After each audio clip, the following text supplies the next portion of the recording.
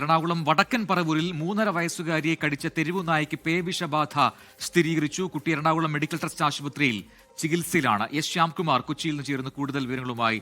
ശ്യാം, ഈ കുട്ടിക്ക് ഗുരുതരമായി പരിക്കേറ്റിരുന്നു അന്ന് ഈ തെരുവു നായയുടെ ആക്രമണത്തിൽ.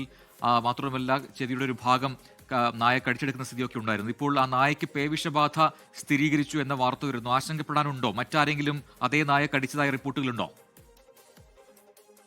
ഇനി നായയുടെ ശ്രമം അത് മണ്ണുത്തിയിലെ വെറ്റിനറി കോളേജിൽ പരിശോധിച്ച റിസൾട്ടാണ് ഇന്ന് പുറത്തു വന്നത്.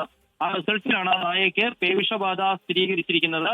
നിലവിൽ കുട്ടി ആശുപത്രിയിൽ ചികിത്സയിലാണ്. പ്രജിൻ ചോദിച്ചതുപോലെ ഈ നായ മറ്റാരെയെങ്കിലും കടിച്ചിട്ടുണ്ടോ എന്നുള്ളത് ഇപ്പോൾ പ്രാദേശികമായി അന്വേഷണം ആരംഭിച്ചിട്ടുണ്ട്. കാരണം ഇത് മുൻപ് ആരെങ്കിലും കടിച്ചിട്ടുണ്ടെങ്കിൽ അവർക്കും പ്രതിരോധ കുത്തിവയ്പ്പുകളടക്കം എടുക്കേണ്ടതുണ്ട്. ആ സാഹചര്യത്തിൽ പഞ്ചായത്തും നാട്ടുകാരും അന്വേഷണം ആരംഭിച്ചിട്ടുണ്ട്. ഏതായാലും തിരുവനന്തപുരയുടെ കടിയേറ്റ 3.5 വയസ്സുകാരി നിലവിൽ ചികിത്സയിലാണ്. കുട്ടി ഇപ്പോഴും ആശുപത്രിയിൽ ചികിത്സയിൽ തുടരുകയാണ്.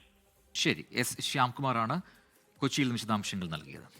ലോകത്തെവിടെയായാലും ഏത് സമയത്തും 24 വാർത്തകളും ഓഗ്മെന്റഡ് റിയാലിറ്റി പാക്കേജുകളും എക്സ്പ്ലെയിനറുകളും വിശദമായി കാണാൻ ഞങ്ങളുടെ യൂട്യൂബ് ചാനൽ നിങ്ങൾക്ക് സബ്സ്ക്രൈബ് ചെയ്യാം.